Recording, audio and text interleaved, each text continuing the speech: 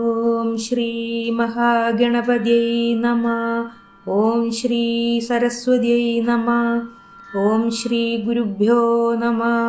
ഓം ശ്രീകൃഷ്ണ പരമാത്മനേ നമഃ. ഇന്ന് നമ്മൾ നാരായണീയം ദശകം 3 5-ാമത്തെ ശ്ലോകമാണ് ചൊല്ലുന്നത്. നമുക്ക് ശ്ലോകം ചൊല്ലാം. ഭവദ്ഭക്തിസ്ഫീതാ ഭവതു മമ സൈവ പ്രശമയേ ദശേഷക്ലേശൗഘം ന ഖലു ഹൃദി സന്ദേഹകണികാ ന ചേദ്വ്യാസസ്യോക്തിസ്തവ ച വചനം നൈഗമവചോ ഭവേന്മിഥ്യാരഥ്യാ പുരുഷവചനപ്രായമഖിലം. ഈ ശ്ലോകത്തിലും മേൽപ്പത്തൂർ തനിക്ക് ഭഗവാനിലുള്ള ഭക്തി വർദ്ധിപ്പിച്ചു തരണമേ എന്നും ആ ഭക്തി കൊണ്ട് തന്നെ എൻ്റെ എല്ലാ രോഗക്ലേശങ്ങളും ശമിച്ചുകൊള്ളും എന്നുമാണ് പറയുന്നത്. നമുക്ക് ശ്ലോകത്തിലെ വാക്കുകളുടെ അർത്ഥം നോക്കാം. ഭവദ്ഭക്തിസ്ഫീതാ ഭവതു മമ സൈവ പ്രശമയേ ദശേഷക്ലേശൗഘം ന ഖലു ഹൃദി സന്ദേഹകണികാ. ഭവദ്ഭക്തി, ഭവദ് അങ്ങയിലുള്ള ഭക്തി, ഭവദ്ഭക്തി അങ്ങയിലുള്ള ഭക്തി, സ്ഫീതാ ഭവതു സ്ഫീതാ വർദ്ധിച്ചതായി, ഭവതു ഭവിക്കണമേ, സ്ഫീതാ ഭവതു വർദ്ധിച്ചതായി ഭവിക്കണമേ.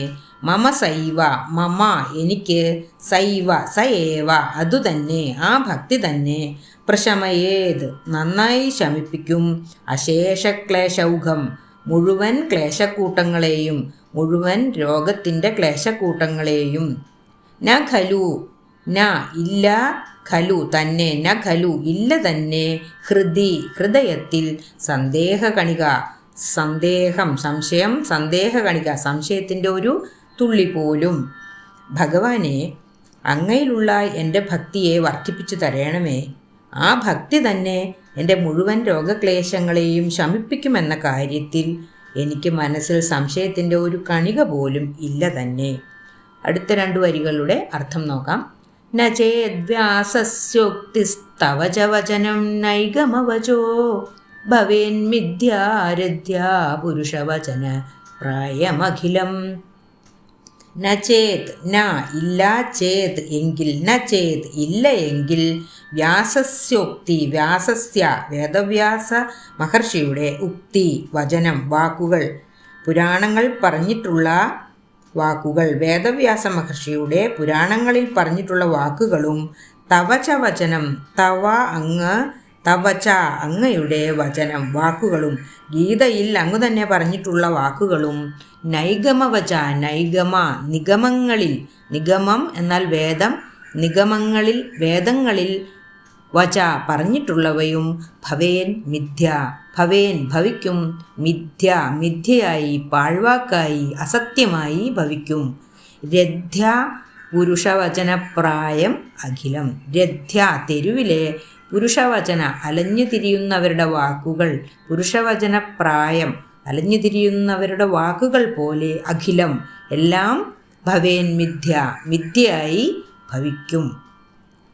ഇങ്ങനെ എനിക്ക് രോഗശമനം ഉണ്ടായില്ല എങ്കിൽ വേദവ്യാസ മഹർഷി പുരാണങ്ങളിൽ പറഞ്ഞു വച്ചിരിക്കുന്ന വചനങ്ങളും അങ്ങു തന്നെ ഭഗവത്ഗീതയിലും മറ്റും പറഞ്ഞിട്ടുള്ളതും വേദങ്ങളിൽ പരാമർശിച്ചിട്ടുള്ളതുമായ കാര്യങ്ങളെല്ലാം മിഥ്യയായിത്തീരും. ഇനി നമുക്ക് ഈ ശ്ലോകത്തിലെ ഒരുമിച്ചുള്ള അർത്ഥമൊന്ന് പറയാം. ഭഗവാനെ അങ്ങയിലുള്ള എൻ്റെ ഭക്തിയെ വർദ്ധിപ്പിച്ചു തരാൻ കരുണയുണ്ടാകണേ. ആ ഭക്തി തന്നെ എൻ്റെ മുഴുവൻ രോഗക്ലേശങ്ങളെയും ശമിപ്പിക്കുമെന്ന കാര്യത്തിൽ എനിക്ക് മനസ്സിൽ സംശയത്തിൻ്റെ ഒരു കണിക പോലും ഇല്ല തന്നെ.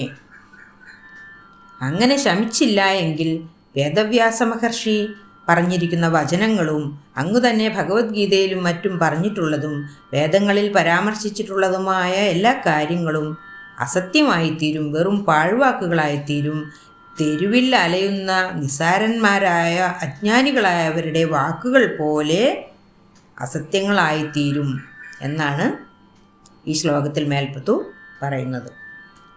ഭവദ്ഭക്തി സ്ഫീതാ ഭവതു മമ സൈവ പ്രശമയേ ദശേഷക്ലേശൗഘം ന ഖലു ഹൃദി സന്ദേഹകണികാ ന ചേദ്വ്യാസസ്യോക്തിസ്തവ ച വചനം നൈഗമവചോ ഭവേന്മിഥ്യാരഥ്യാ പുരുഷവചന പ്രായമഖിലം. ആറാമത്തെ ശ്ലോകവും അതിൻ്റെ അർത്ഥവും അടുത്ത വീഡിയോയിൽ ചെയ്യാം. സർവത്ര ഗോവിന്ദനാമ സങ്കീർത്തനം ഗോവിന്ദ ഗോവിന്ദ. ഓം നമോ ഭഗവതേ വാസുദേവായ. ഓം ശ്രീകൃഷ്ണ പരമാത്മനേ നമഃ.